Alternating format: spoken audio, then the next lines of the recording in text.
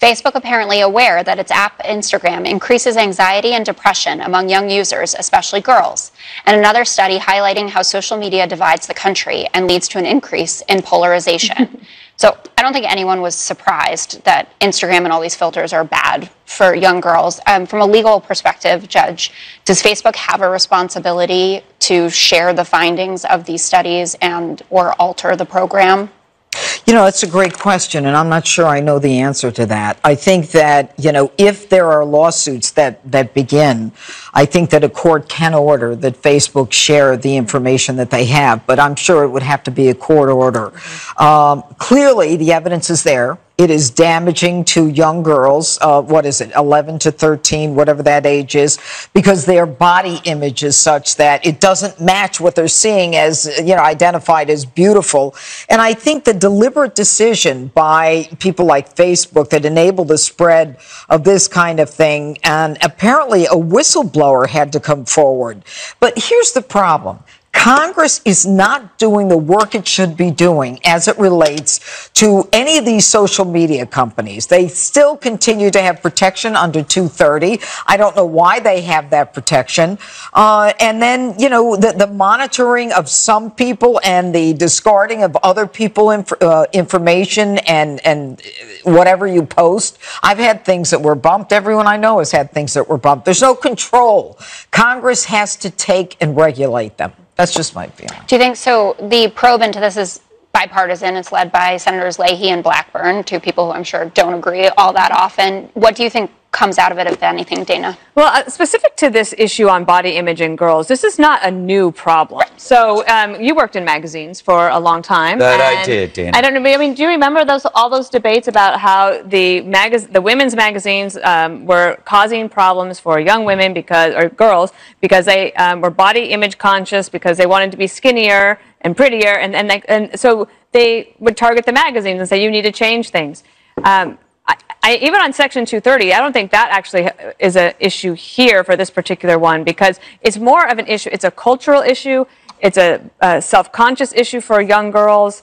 And it can lead to really destructive behavior, of course. I know that in Utah, they're trying to deal with the fact that there had been a lot of, unfortunately, a terrible trend of teen suicide.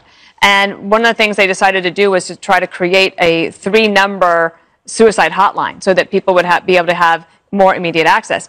The last 30 years or so, we have denied the reality that teenage brains aren't fully formed. They aren't. And we have a pop culture that targets every one of their needs, desires, and infatuations. And we think that there's some kind of wisdom in their thoughtfulness. There is none. Right. There is no wisdom to be found in a young person, and we're allowing them to indulge themselves in the worst way. If you look at the future of child stars, they're overwhelmingly bad. You have drugs, mental illness, suicide, early death. Essentially, they were indulged without discipline. This is what Instagram is doing. It democratized fame, so all of these young girls now can get the same effects that were available to other people that were famous. They create their own little famous pool, and that's what happens. To the point about the magazine things, this is a girls' problem created by girls. Yeah. There's no men have anything to do with this. If girls don't want to look at plus-size models on Sports Illustrated, they want to look at beautiful models on the front of Glamour or Cosmo, right? They want to go on Instagram and they want to look sexy and hot. So these are girls indulging girls. The parents need to be there, and the parents aren't there anymore. And by the way, whistleblowing, sexist, Judge. It is not sexist. What, blowing whistles?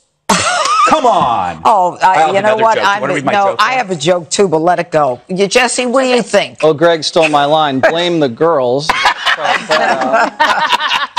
Do you know why everybody loved the 80s? Why? And it's not just because there was no internet. So if you lived somewhere, you were only comparing yourself to other people in town. Yeah, right. Yeah. Kathy, not that good looking. Oh my God. Carl probably had a limp. You know, so like most people in these towns, they're 8s, they're 9s, right? All of a sudden the internet comes along, a solid 8 or a 9, not just women, a solid 8 or a 9 is now a 4 compared to what you see on social media. Now I look at social media and I don't feel bad about myself. I get inspired. I see a guy ripped with a perfect haircut and a 6-pack. I say, I'm going to the gym. That's how you should feed into this stuff. Don't feel bad about it. Use it as inspiration. You know what I always notice when the producers get nervous when you're talking is when the tease suddenly goes up in the teleprompter. I'm getting gotta go. I have more on that. Do you want me to have some more? No. I had a joke that I decided not to use. It's like actually real. Right. Like we have We to really go. have to go. Okay.